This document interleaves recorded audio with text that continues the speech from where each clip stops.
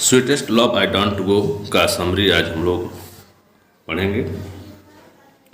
Sweetest love I don't go is written by John Donne. John Donne is known as metaphysical poet.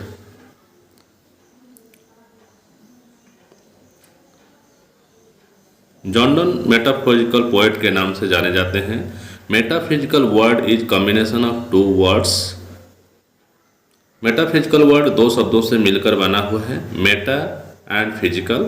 Meta means beyond, meta का मतलब होता है परे, and physical means होता है physical world, भौतिक दुनिया। Metaphysical means beyond the physical world. तो जो सांसारिक दुनिया से दूर का हो उसका मतलब होता है स्पिरिचुअल। स्पिरिचुअल मीन्स आध्यात्मिक। तो जॉन डन जो है स्पिरिचुअल आध्यात्मिक कवि हैं। John Donne was born in London into a Catholic family. John Donne का जन्म एक कैथोलिक परिवार में लंदन में हुआ था। When whole England was anti Catholic, जब पूरा इंग्लैंड एंटी कैथोलिक था, यानी कैथोलिक विरोधी था।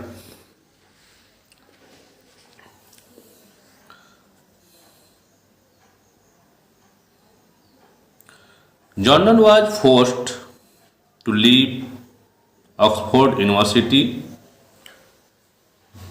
जॉन डन को ऑक्सफोर्ड यूनिवर्सिटी छोड़ना पड़ा without a degree because of religion. धर्म के कारण बिना डिग्री के ही ऑक्सफोर्ड यूनिवर्सिटी जॉन डन को छोड़ना पड़ा।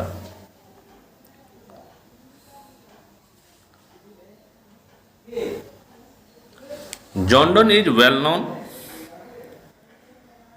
for his songs, sonnet, satire, elegies, and sermons. John Donne जाने जाते हैं फॉर हिज सॉन्ग्स अपने गीतों के लिए, सोनेट्स चतुर्दशी कविताओं के लिए, सटायर हास्य, एलजी शोकगीत, एंड सरमन्स मीन्स उपदेशों के लिए। तो जॉन डन जो है जाने माने कवि हैं जो सोनेट, सटायर और एलजी तथा सरमन्स के लिए जाने जाते हैं।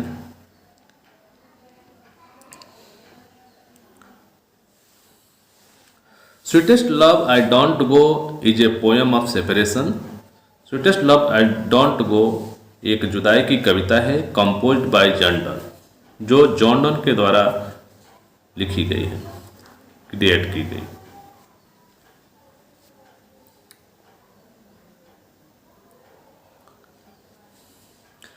ही composed the poem for his beloved Anne More. वे अपनी प्रेमिका एनामोर के लिए कविता को लिखते हैं। The poet tells his beloved that he is not leaving her. Poet अपनी प्रेमिका से कहते हैं he is not leaving her, वह उसे नहीं छोड़ रहे हैं क्योंकि he is tired of the relationship of the world. Relationship or world will give more love than her.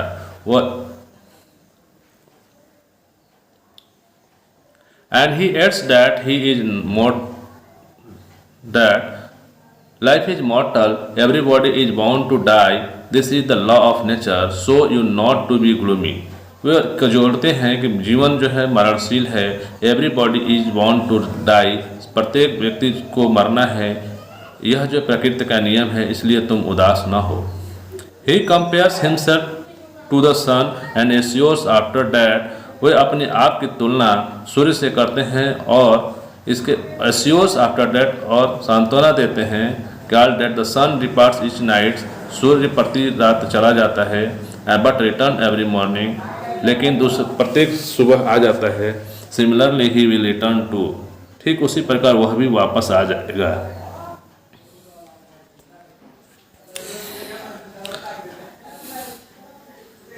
वह अपनी तुलना जो है सूर्य की तरह करते हैं।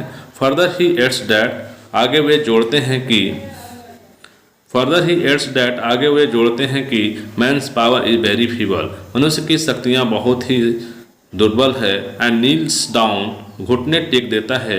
When his luck disfavours him, जब उसका भाग्य उसका साथ नहीं देता। यानी मनुष्य की शक्तियाँ बहुत ही दुर्बल हैं, वेरी पुअर हैं। एंड नील्स डाउन, घुटने टेक देता है। When his luck disfavour him, जब उसका भाग्य साथ नहीं देता। The poet suggest his beloved that man should not fear of bad time और unfortunate fortune. If bad time comes man should fight with courage and strength. Poet सुझाव देता है अपनी प्रेमिका को कि मनुष्य को बुरे वक्त या दुर्भाग्य से नहीं डरना चाहिए, बल्कि मनुष्य को साहस और शक्ति के साथ लड़ना चाहिए जब बुरा वक्त आए। Jordan persuaded his beloved, Jordan अपनी प्रेमिका को फुसलाते हैं not to weep and sigh, न ही रो और न सिसको। At last he advised her, अंत में वे सलाह देते हैं व्हेन यू मिस मी, जब तुम मुझे मिस करो, जस्ट फील दैट, बस महसूस करो कि वी आर टर्न असाइड, हम लोगों ने करवटें बदली हैं। And true lovers never parts away, true lovers never parts away, सच्चे प्रेमी कभी जुदा नहीं होते, सच्चे प्रेमी कभी जुदा नहीं होते।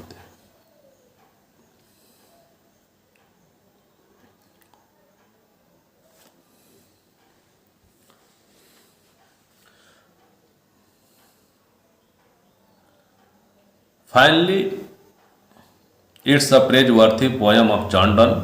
अंततः अंत में यह जो है जॉर्डन का जो है प्रशंसनीय कविता है। Where he amazingly describe the separation of lover from his beloved. यहाँ जो है आश्चर्यजनक ढंग से वे एक प्रेमी का प्रेमिका के बीच के जुदाई का जो है वर्णन करते हैं।